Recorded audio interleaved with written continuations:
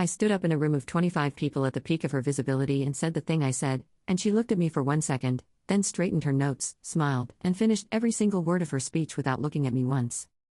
I did it in public. That is the first thing I have to say, and I have to say it without softening it, because softening it is what I did for weeks afterward, and the softening was the lie that kept me from understanding what I had actually done. I stood up in a room full of her colleagues and her mentors and her friends, and I said the thing I said, loudly enough that the people in the back row heard it clearly, and then I watched her face for 1 second before she looked away from me and back at her notes, and I told myself what I had said was honest, and that honesty sometimes lands hard, and that she would understand later. She did not need to understand later. She understood immediately.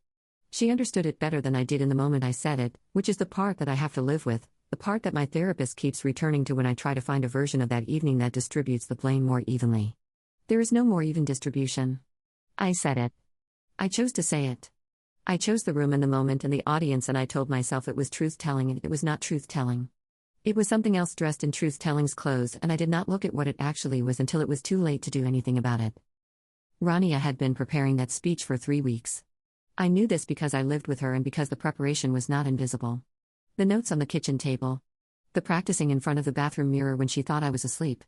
The specific focused quiet of someone building towards something that mattered to them, that they were taking seriously, that they had worked toward for a long time and were now going to stand in front of people and deliver. I had watched all of this for 3 weeks from close range, and I had said the right things.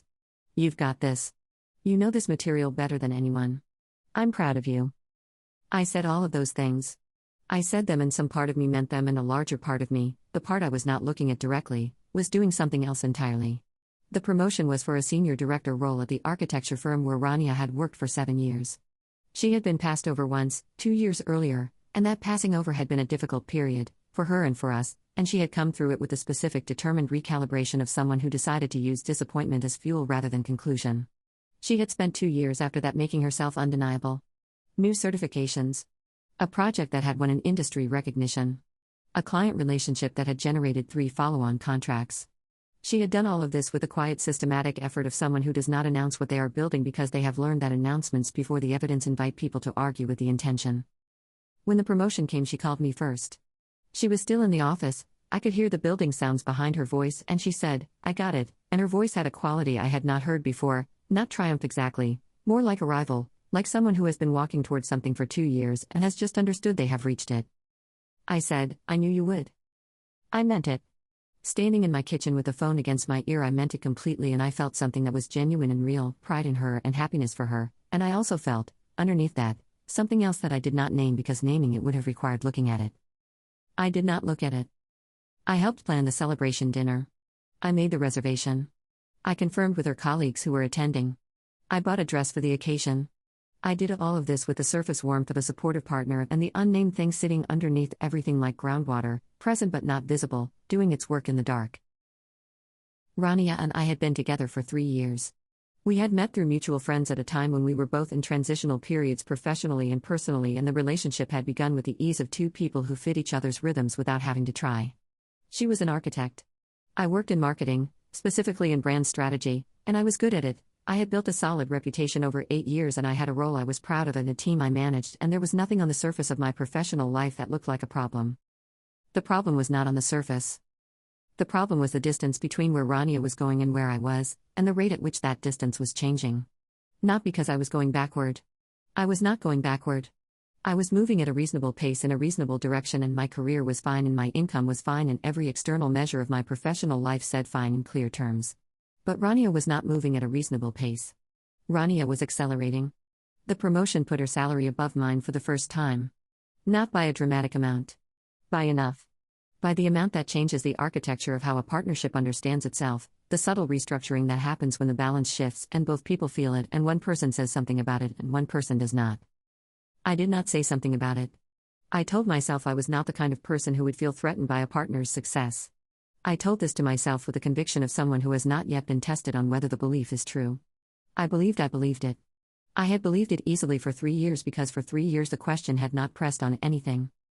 The promotion pressed on something. I felt it press, and I did not look at what it was pressing on, and instead I went to Sajia's house 2 days before the dinner, and I sat in her kitchen and I said something I should not have said, the beginning of a narrative I was constructing to explain the feeling I would not examine. I said, "Do you ever think it's weird how quickly Rania has moved up there, given that her last review was not exactly glowing. And Sajia said, "What do you mean?" And I said, "I just mean that Farhan, her director, has always seemed very invested in her specifically." And Sajia made a face that meant she had received the implication I was transmitting, and I felt something that I told myself was relief at being understood, and that was actually the satisfaction of having planted a seed. I planted a seed in my friend's kitchen 2 days before the dinner, and then I went home and helped Rania practice her speech and said, "You've got this," and meant it, and did not look at what I had done at Sajia's or what it meant about what I was doing in the dark. The dinner was at a restaurant that Rania's firm used for occasions. Private room, long table, about 25 people, a mix of colleagues and senior people from the firm and a few personal friends she had invited. I was there as her partner. I was seated near her. I had a glass of wine and the surface warmth and the unnamed thing underneath. They asked her to say a few words. This was not surprising. It was her evening and she had prepared for it, and she stood up with her notes and she began, and she was good. She was genuinely good, the 3 weeks of preparation visible in the way she moved through the material, confident without being stiff, warm without losing precision, the specific competence of someone who knows what they are talking about and has also learned how to talk about it. I listened to the first 2 minutes. And then I heard myself speak. I do not have a clean account of the decision because I am not sure it was a decision in the way that decisions are decisions, with a moment of weighing and choosing. It was more like the unnamed thing finally finding the surface because I had given it enough wine and enough occasion and enough of Rania being excellent in a room full of people watching her be excellent. It found the surface and it used my voice.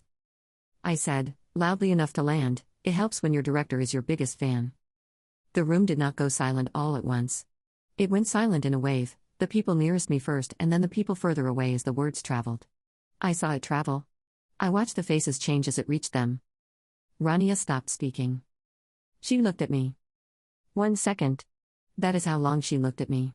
1 second in which I saw something in her face that I have not been able to stop seeing since, not anger, not humiliation, something more fundamental, the expression of a person who has just received information about someone they love that they will not be able to unreceive. Then she looked back at her notes. She straightened them. She smiled. She finished her speech. Every single word of it. Clean and precise and complete. She finished it and the room applauded and she thanked everyone and she sat down and she did not look at me again for the rest of the evening. I sat next to her for 2 hours and she did not look at me once. We drove home in silence. The specific silence of a car containing 2 people when one of them has done something that has changed the air permanently and both of them know it. I tried twice to say something. I started sentences that had no good endings and I stopped them. She looked at the window the whole drive.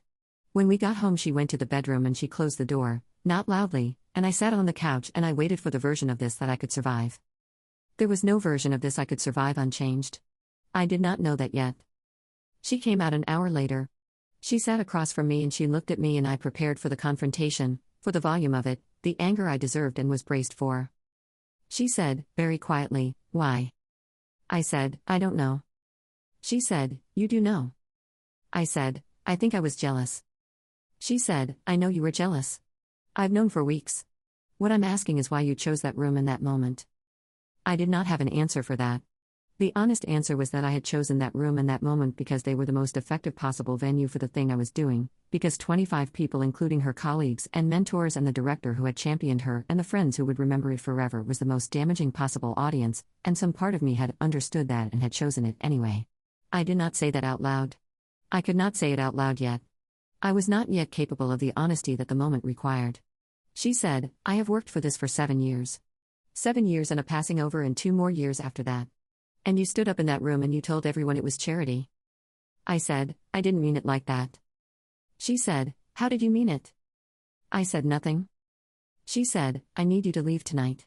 I need to be in this apartment without you." I left. I went to Sajia's. Where else do you go at 11 on a Friday night when your girlfriend has asked you to leave? You go to the person you were with 2 days ago planting seeds and you knock on the door and she lets you in because that is what friends do, and you sit in the same kitchen and you tell her what happened. Sajia listened to the full account. When I finished she was quiet for a moment and then she said, "What exactly did you say?" I told her. She said, "In front of her colleagues?" I said, "Yes." She said, "And her director was there?" I said, "Yes." She looked at me with the expression of someone doing a calculation they did not expect to need to do. She said, "Hira." I said, "I know." She said, "That's not jealousy. That's sabotage." The word landed the way true words land when you have been avoiding them, with the weight of something that has been true for a while and has finally been named. I wanted to argue with it. I constructed the argument internally, the mitigating factors, the context, the wine, the unnamed thing that had surprised me by finding the surface. I built the whole defense and then I looked at it and I could not find anything in it that changed the word. Sabotage. I had stood up in a room full of the people whose opinions of Rania mattered most professionally, and I had told them her success was not her own. I had done it at the exact moment she was standing in front of them, notes in hand, 3 weeks of preparation behind her, at the peak of her visibility. I had chosen the maximum exposure moment for the maximum damage statement. That was not a slip. That was not wine. That was a choice made by the unnamed thing that I had been feeding in the dark for weeks and that had finally gotten large enough to act. Sajia did not let me stay. She said, "I love you and you need to go home and be alone with this tonight." She was right. I drove to a hotel and I lay in a bed that was not my bed and I looked at the ceiling and I let the words sit on my chest until I fell asleep. Rania called me the next morning. Not to talk about the night before. To tell me she wanted me to come and get my things from the apartment on Sunday while she was out. I said, "Rania, can we talk?" She said, "I've been talking to you for 3 years. I think I've been not listening for some of it, to things that were there if I had been paying attention. I'm done not listening." I said, "Please." She said, "Sunday between 12 and 4. I'll leave the key with the neighbor." She ended the call. I sat with my phone and I thought about the seed I had planted at Sajia's kitchen 2 days before the dinner. I thought about weeks of watching her prepare and saying "you've got this" while the unnamed thing grew in the dark. I thought about 1 second of her face before she looked back at her notes. I thought about the word Sajia had used. I thought about what it meant that Sajia had used it immediately, without hesitation, which meant the word had been available to her before I said it, which meant the word described something legible, something that could be seen from the outside, something that I had been doing in ways that other people could observe even as I told myself it was not happening. I called my therapist. She had an opening on Monday. I took it. I went on Sunday between 12 and 4. The neighbor gave me the key with the expression of someone who has been asked to participate in a logistical kindness and is doing it without judgment and without warmth. The apartment had the quality of a space from which one person has mentally departed even before the physical departure, a slight rearrangement of the air, things that were mine already separated from things that were hers in a way that had not been obvious before. She had not packed my things. She had left them where they were, which was kinder than packing them would have been, kinder than I had earned. I packed them myself over 2 hours, the accumulation of 3 years, and I was careful and methodical because being careful and methodical was the only thing I had control over, and I needed to do it right. On the kitchen table there was a piece of paper. Not a letter. 1 sentence, in her handwriting, which I knew as well as my own after 3 years. It said, "I finished the speech." I stood at the table and I read it and I understood what it meant. It was not a statement of triumph. It was not a retaliation. It was a declaration of something, the declaration of a person who had been publicly undermined at the most visible moment of her professional life and had straightened her notes and smiled and finished every single word anyway, not for my benefit, not to prove anything to me, but because the speech was hers and the achievement was hers and she was not going to let what I had done take those things from her. She had finished the speech. And she was finished with me. I folded the paper. I put it in my pocket. I carried my boxes to the car. I drove to the hotel I had been staying at and I sat in the parking lot for a while and I let myself know, fully and without the defense I had been constructing, what I had done. My therapist did not let me stay in the comfortable version. I had arrived at Monday's session with the version I had been building, the wine and the unnamed thing in the moment of being surprised by my own behavior, the version in which I was a person who had done something out of character in a weak moment. She said, "Tell me about the 2 days before the dinner." I told her about Sajia's kitchen. The seed I had planted. The implication I had transmitted. She listened and did not react, and when I finished she said, "That was 2 days before. Tell me about the weeks before that." I told her about watching Rania prepare. The notes on the table. The bathroom mirror. The specific focused quiet. And underneath it, the thing I had been feeling, the distance between where Rania was going and where I was, the salary that had shifted, the balance that had restructured. She said, "And you told yourself you were not the kind of person who would feel threatened by that." I said, "Yes." She said, "But you were feeding something for weeks that felt like threat." I said, "Yes." She said, "And then you brought it to the room where it could do the most damage." I said, "Yes." She said, "That took planning. Not conscious planning. But something in you selected that room and that moment. That selection is the work we need to do." I sat with that. Planning was harder than the weak moment version. Planning meant the unnamed thing had been organizing itself for longer than I wanted to acknowledge, using me as its instrument while I told myself the belief I believed: I am not the kind of person who would feel threatened by her success, and made it available for deployment at the optimal moment. I had not done a thing in a weak moment. I had done a thing that weak moments make possible when you have been building toward them. My therapist and I spent the next 4 months on the building. On what I had been building and why and where it had started, not just with Rania but further back, the history of how I experienced other people's success and what I did with the experience and the pattern that had been there long before Rania's promotion pressed on it. It was not comfortable work. It was necessary work.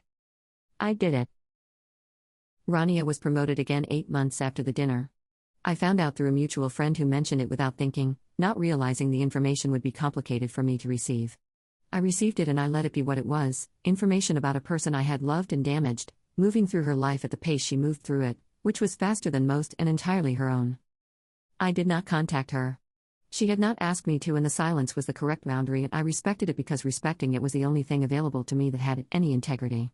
The director she works for, the one I had implied improper favoritism about in front of 25 people, gave a keynote at an industry conference 6 months after the dinner. A mutual professional contact sent me a link to the coverage because they thought I would find the topic interesting, not knowing the context. The keynote mentioned Rania's project by name as an example of the quality of work coming out of the firm. I read that sentence twice. I had stood up in that room and told 25 people that her success was charity. Her success was not charity. Her success was 7 years and a passing over and 2 more years after that in a project that got mentioned by name in a keynote and a speech she finished every single word of while I sat next to her and the room went quiet. Her success was hers. It had always been hers. I had known that when I said what I said, which is the part I have had to carry. I am writing this because I want to say clearly what I was doing, without the packaging I used at the time, without the whine and the weak moment and the unnamed thing. I was afraid. I was afraid of the distance between where she was going and where I was, and I did not have the tools to sit with that fear honestly, so I turned it outward and I aimed it at her, at the most visible possible moment, in the most damaging possible venue. That is what jealousy looks like when it has been left unexamined long enough to organize itself. It does not look like jealousy. It looks like honesty. It looks like concern.